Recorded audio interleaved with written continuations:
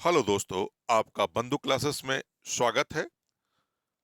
UP constable के लिए आज हम लोग मॉडल टेस्ट पेपर 11 देखेंगे। इससे पहले हम लोगों ने 10 टेस्ट पेपर देख रखा है। चैनल पर इसे जाकर देख सकते हैं।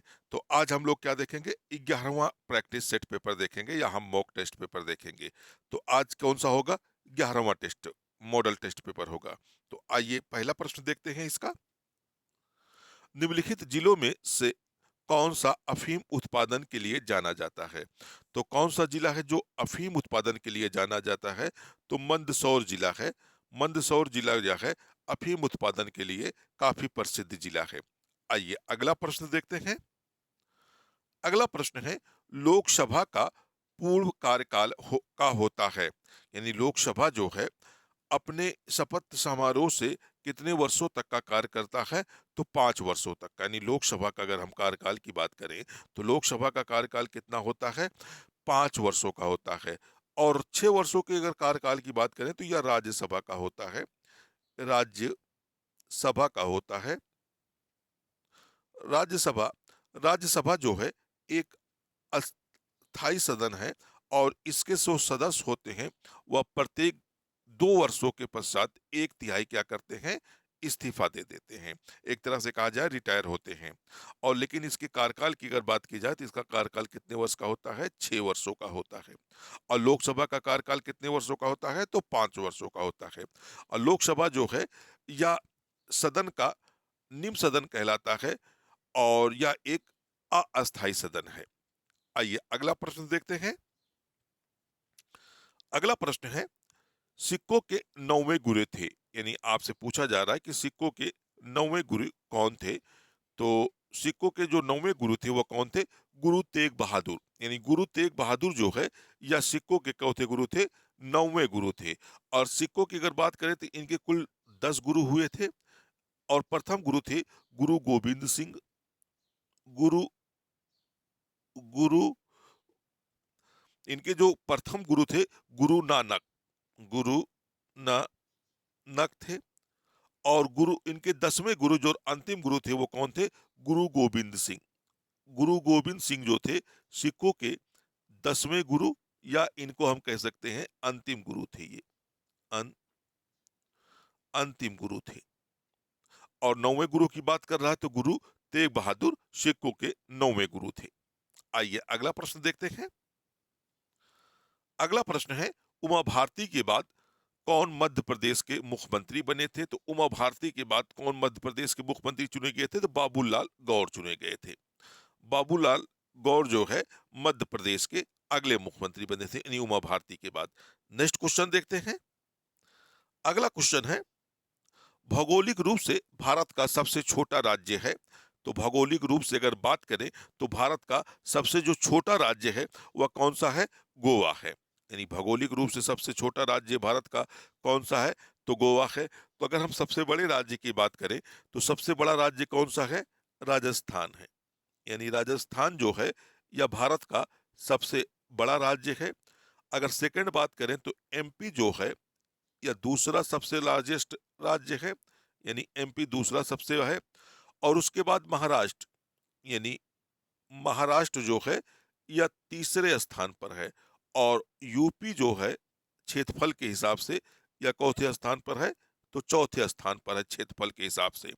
तो सबसे छोटा गोवा है और सबसे बड़ा राजस्थान, उसके बाद मध्य प्रदेश, तीसरे नंबर पर एमपी और चौथे नंबर पर क्षेत्रफल की दृष्टि से उत्तर प्रदेश राज्य है। अगला प्रश्न देखते हैं। अगला प्रश्न है, विंध्याचल श्रेणी में ऊंची चोटी कौन सी है? तो विंध्याचल जो श्रेणी है उसकी सबसे ऊंची चोटी कौन सी है? गुडबिल चोटी। गुडबिल चोटी ही जो है विंध्याचल की सबसे ऊंची चोटी है। और इसी को दूसरे नाम से क्या जाना जाता है? सद्भावना शिखर के नाम से भी इसको जाना जाता है। आइए अगला प्रश्न देखते हैं। अगला प्रश्न है, दिबांग वन्यजीव अभयारण्य भारत के किस राज्य में स्थित है? तो दिबांग वन्यजीव जो अभयारण्य है यह भारत के अरुणाचल प्रदेश में स्थित है। आइए अगला प्रश्न देखते हैं। अगला प्रश्न है, सुशासन दिवस भारत के पूर्व प्रधानमंत्री के जन्म दिवस पर आयोजित किया जाता है? यानी सुशासन दिवस जो है भारत के किस पूर्व प्रधानमंत्री के जन्म दिवस पर मनाया जाता है? तो अटल बिहारी वाजपेयी के जन्म दिवस पर। यानी अटल बिहारी वाजपेयी के जन्म दिवस पर यह कब मनाया जाता है? तो 25 दिसंबर को। कितने को? 25 दिसंबर को प्रत्येक वर्ष भारत में सुशासन दिवस के रूप में मनाया जाता है। अगला प्रश्न देखते हैं। अगला प्रश्न है, इतिहास के अनुसार किसने ग्वालियर की स्थापना की थी? यानी इतिहासकारों की अगर हम बात करें तो इतिहासकारों का मानना है कि ग्वालियर की स्थापना किसने की थी? तो सूरज सिंह के द्वारा। यानी सूरज सिंह जो थे उन्होंने ही ग्वालियर शहर की क्या किया था? स्थापना की थी। अगला प्रश्न है,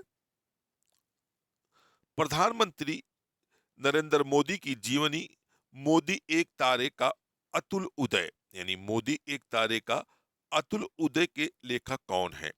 तो इसकी रचना किसने की थी? तरुण विजय के द्वारा। यानी तरुण विजय ने ही मोदी की जीवनी लिखी है और उसका क्या नाम है? मोदी एक तारे का अतुल उदय। अगला प्रश्न देखते हैं। अगला प्रश्न है, किसने ओरछा के चतुर्भुज मंदिर का निर्माण करवाया था? तो किसके द्वारा यह मंदिर निर्मित किया गया था? तो बुंदेल राजपूतों के द्वारा यह मंदिर निर्मित किया गया था। ओरछा के चतुर्भुज मंदिर का निर्माण बुंदेल राजपूतों के द्वारा करवाया गया था। आइए अगला प्रश्न देखते हैं। अगला प्रश्न है, विभाजन परिषद के अध्यक्ष कौन थे? विभाजन परिषद के अध्यक्ष कौन थे? तो विभाजन अध्यक्ष की अगर परिषद की बात की जाए तो लॉर्ड माउंटबेटन थे। लॉर्ड माउंटबेटन जो है यह भारत के अंतिम अंग्रेज वासराय थे। यानी अंतिम अंग्रेज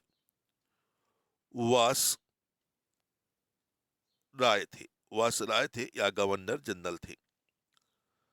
अगला प्रश्न देखते हैं। अगला प्रश्न है, 1983 के 83 जिस राष्ट्रीय पार्क को टाइगर रिजर्व घोषित किया गया था वह राष्ट्रीय पार्क है। तो 1983 में ही पेंच पेंच को क्या किया गया था? टाइगर रिजर्व घोषित किया गया था। पेंच जो है यह अकेला ऐसा टाइगर रिजर्व है जो दो राज्यों में फैला। पहला मध्य प्रदेश में दूसरा महाराष्ट्र में महा महाराष्ट्र में यह फैला हुआ है पेंच राष्ट्रीय। आइए अगला प्रश्न देखते हैं। अगला प्रश्न है, हैजा किसके कारण होता है?